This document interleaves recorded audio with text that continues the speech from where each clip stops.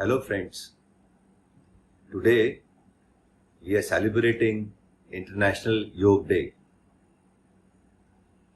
On this day, I wish to talk to you about what is Ashtang Yog, and I'll let you know some basics about this. First of all, let us see what is yoga. Often it is pronounced as yoga. The correct word in Hindi is yoga. Yoga is not just an exercise as is commonly thought by many people. And also, yoga is also not some kind of self-help tool using which you will get greater physical and mental efficiency.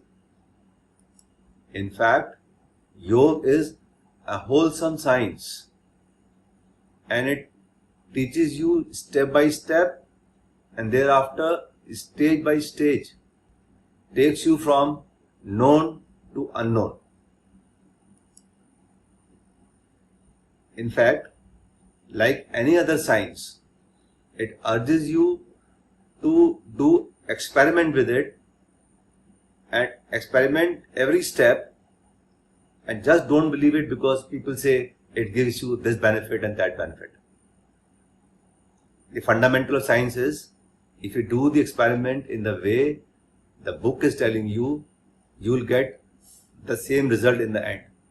Whosoever does that experiment with that method will get the result, same result. Similarly, in yogic science, if you practice this science the way it has been developed, taught and nurtured, you will get the same result. This science is basically targeted at to bring harmony in your body and mind and also soul. Our Gita tells us, wherein Lord Krishna has defined this yoga as Samatvam Yoga Uchayate. Samatva word means a balanced state. Uchayate means said to be. So what this phrase means? This means a balanced state of body and mind. The Patanjali sage added one more dimension to it and he focused more onto this, that is restriction of fluctuations that keep happening in our conscious mind and to make our mind smooth. This concept came from none other than Lord Shiva, and he is considered to be the propounder of yoga science. He is known as therefore Adi Yogi. Patanjali sage, well beyond 2500 years ago, in 500 BC, developed what is today seen as yoga, and he called it Yoga Sutra. He wrote everything in Sanskrita on a piece of leaf paper, and he called his yoga as Ashtang Yog. Ashtang means 8. Now there are 8 arms to his yoga concept. That's why he called this as Ashtang Yog. These are 8 limbs. I'll explain to you one by one each step of this Ashtang Yog. The first is what he called as Yam. Now Yam relates to you in a manner that you discipline yourself when you have to conduct with the outside world, external discipline. And this included 5 components: Ahimsa, Satya, Astriya, Brahmacharya and Aprigraha. Now these names are in Sanskrit and I don't want to translate them into English, but I certainly want to tell you in brief what each word this means. The Ahimsa means your temperament should be that of non-violence. In your mind, in your body language, you should not be having any violent thought about any human being, any animal, any creation of the nature. You should be truthful all the time.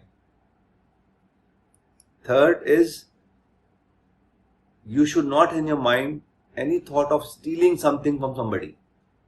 When I say stealing from something, it may mean your fellow being, human being, it may even mean animals, it may even mean nature. No, from nowhere you should have a concept of stealing. You should have a concept of earning yourself. Brahmacharya means, it does not mean in reference to a sexual activity, but it means in every walk of your life, you should have moderation. When you want to get something to you, you should think of moderation, not of excess. Then finally the fifth, apriyagraha, is whatever you have with you, you should not have an attitude of possessiveness. This is mine and mine only. You have it, consider yourself as a custodian of that thing for a while till you are alive. After that, that thing will pass on to somebody else. So these 5 disciplines, 5 concepts are called Yama, and they are for you to conduct in society, so called external disciplines. Next limb is Niyama, and Niyama is when you have trained yourself in Yam, externally you have trained yourself, now you train your body inside. So it's an internal discipline. This is to train yourself. And again, then there are 5 points: Shauch, Santosh, Tap, Swadhyay, and Ishwar Pranidhan. Again, these are Sanskrit words. What Shauch means? Shauch means inside you try to be as pure in your thinking, as pure you can be. Santosh is contentment. Whatever you have, be happy with it. And genuinely happy. Tap is austerity. Swadhyaya is, you should keep studying, not only yourself, but you should study sacred texts that are available to us. And then finally, you must submit everything to the divine. You should live in a manner that you are constantly aware of the presence of a divine existence. So these are called Niyama. The third limb of Ashtang Yoga is Asana. And Asana is a posture. And this posture is not just the posture in which I am sitting now. This posture is a meditative posture, wherein you are thinking about your posture. What have you made? So that's called Asana. Asana, often it is misunderstood by people as simple exercise. And this is what is most prevalent today, doing different kinds of asana. Asana, if I were to explain to you, asana is a stable position which is comfortable and relaxed posture. So the key word here is stability. There are many asanas that are popular today, and if you see their names are either related to animals, or are related to natural things, or are related to your body parts. This is because this allows you to connect you with the natural thing. If I want to explain to you little more asana and tell you why it is not just a simple exercise, is that when you make a posture, you need to activate a certain part of your body and you need to relax a certain part of body. Both components are involved here. And then while you do this activation of some part, relaxation of other part, you have to regulate one more thing when you're doing these two. You activate most dominantly your musculoskeletal system.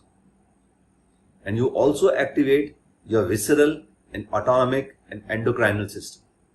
So all 4 are activated when you make a posture. What do you relax? You relax your brain cells.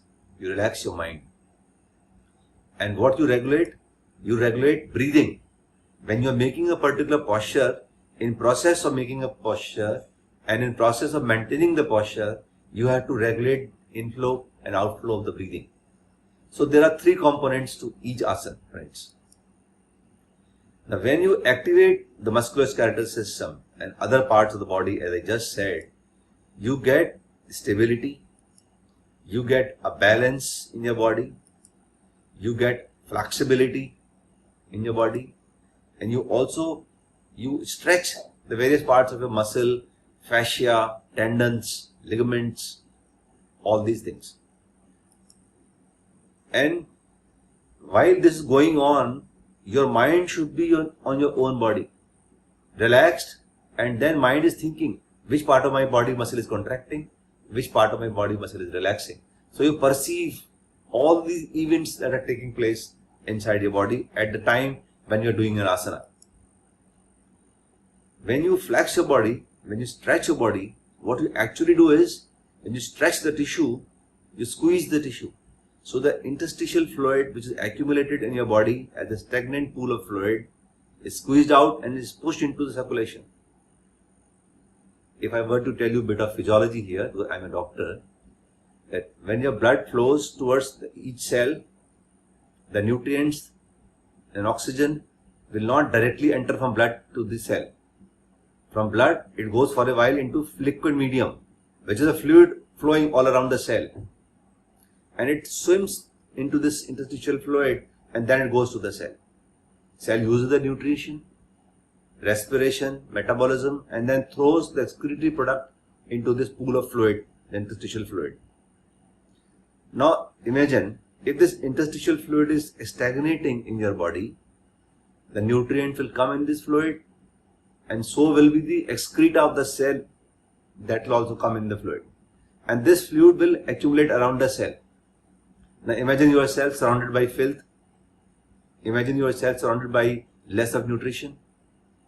So this filth in the interstitial fluid leads to cellular aging.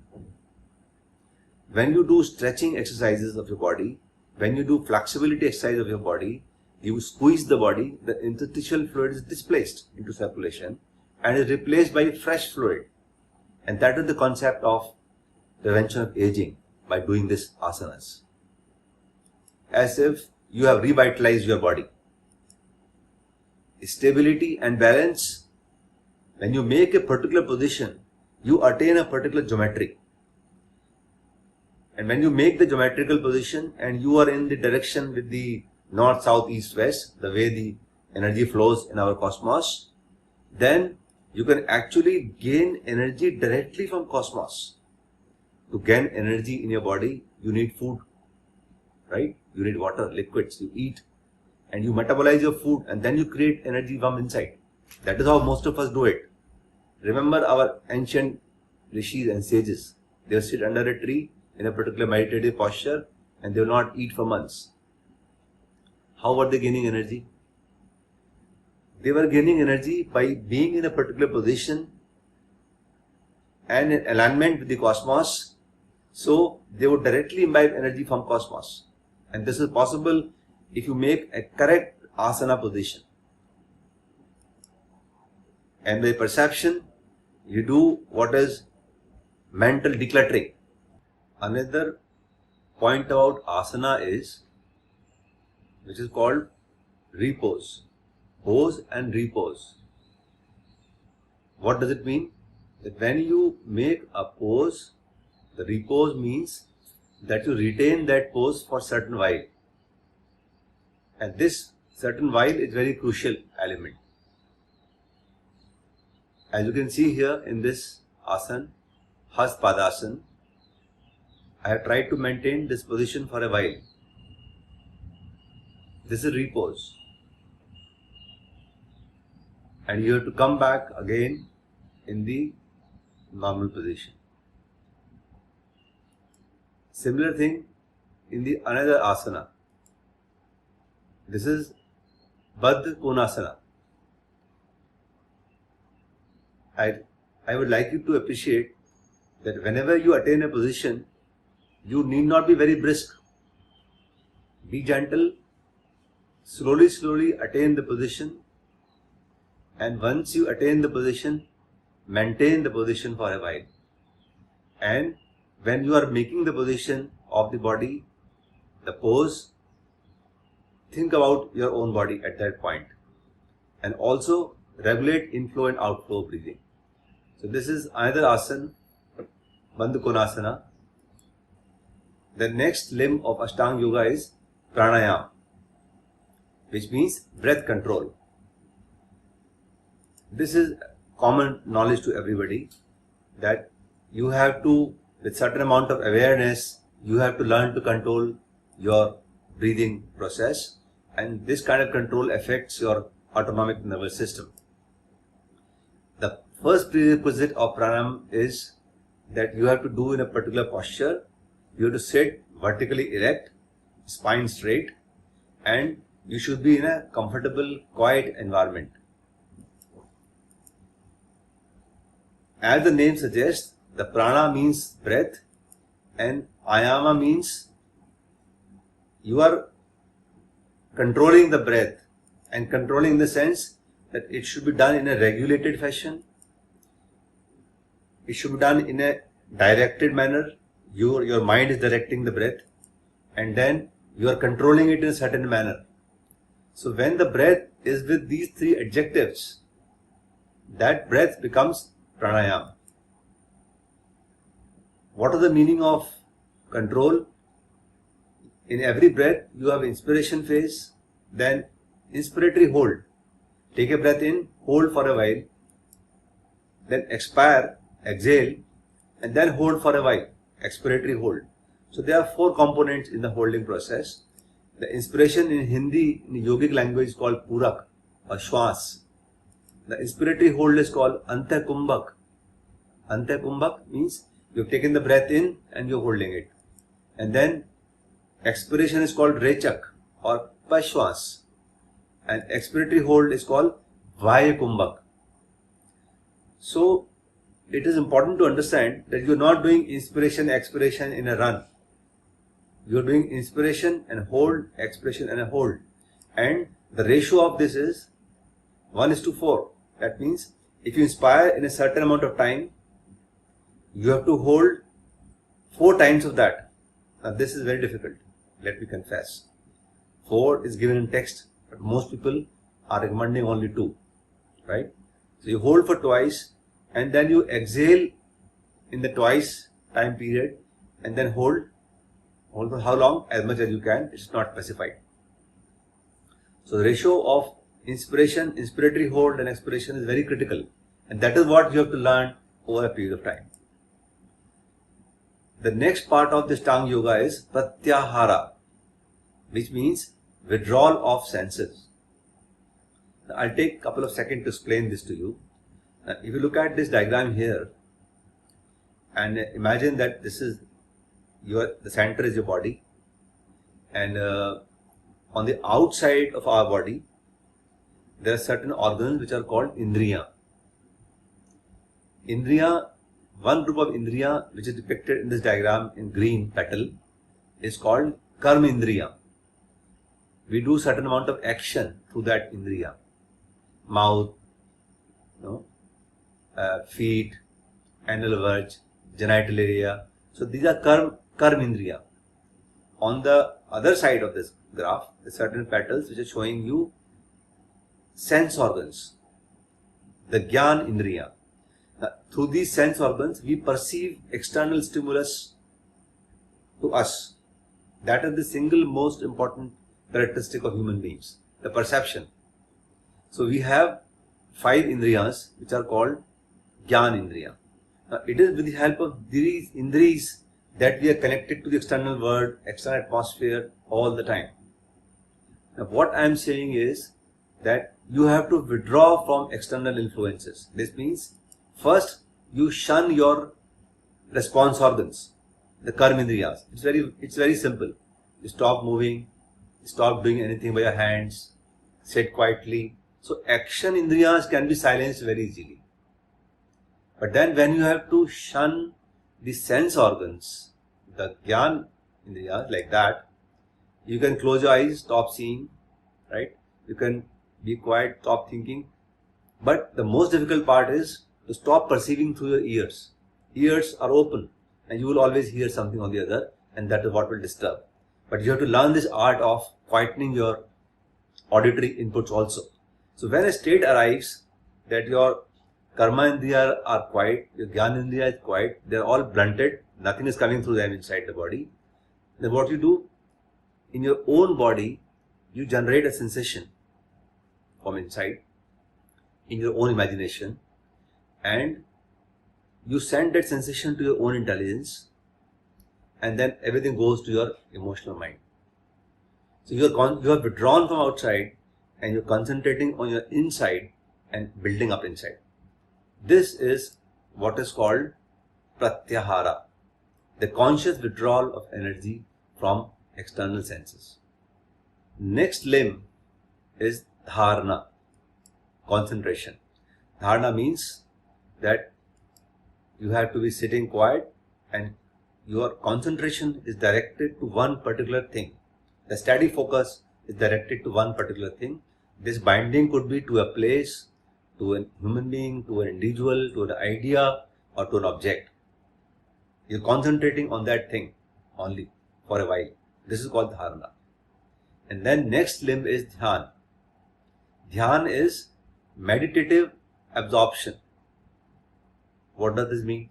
Meditative absorption. You sit in a place quietly and then by dhyan, you concentrate on your inside, and within you, you are into a profound state of imagination. In an imaginative vision, you are thinking something inside. You are imagining something inside. At your level, at your own capability, you can make it profound to any degree. Finally, the eighth limb is called samadhi. A samadhi, which means your union to the ultimate creation. Not many people can reach that state of yoga, samadhi. You can see here Lord Buddha here. He was the person who by his own dhyan was able to connect himself to the ultimate creation. So it's a state of consciousness where individual awareness dissolves into the whole, great whole. So that's how you have 8 limbs of Ashtanga Yoga. This philosophy was propounded by Sage Patanjali. Now, if I were to explain to them again a little bit, Yam, Niyam, Asana, Pranayama, they are all called Bahirang Yoga because they are related to the outside of your body, the conduct outwards, Bahirang Yoga. Then in between is Pratyahara, which is disconnecting you from outside. And then all rest 3 stages, dharana, dhyana, samadhi, are concentrated on your within yourself, inwards. So this Pratyahara therefore is a link between Bahirang Yoga and Antarang Yoga. Bahirang Yoga is for outwards, Antarang Yoga is for your own inwards, and Pratyahara is the connecting link. If you do this kind of yoga in your life, day-to-day life, what would you gain? The yields would be that you learn the art of living, which is not new. This has been known to mankind for last many years. I think thousands of years, 5,000 years. This has been known, and generations of people have used it as a science, and many people have then realized their full potential. This is actually a journey of body to mind and from mind to soul. It is a time-honored science of aligning your body, mind and soul, and once you do that on a regular basis, very soon you realize that you get connected to the ultimate existence. Let me also tell you here that when you work through your physical body, manual labor kind of thing, then the impact of your work lasts for a certain while. I'm not trying to downsize the importance of this person's work, but I'm only saying that if you involve yourself physically in some work, the impact of the work will last for a short while. But when you do a work from a mental body, like a teacher or some musician, then the impact lasts for many, many years. You teach a class of students, they will remember for the rest of their life. The musician creates the music, the singer creates a song, it lasts for decades if it is good. But then, if you work through your energy body, then the impact of what you do lasts for centuries. Like what Buddha did is relevant even today. So he worked through the energy body, and that's why his impact is so profound. Friends, this is a very simple fact that we have more often than not needed another person as a key to open us what is already within us. You need somebody to remind yourself that this is what you can do. But what I'm saying is, can we make our own engine a self-start engine rather than a push-start engine? And use of yoga in your day-to-day life is making your engine a self-start engine. So, I request you on this International Day of Yoga to start immediately, make your engine a self-start engine. Have a good day. Thank you very much.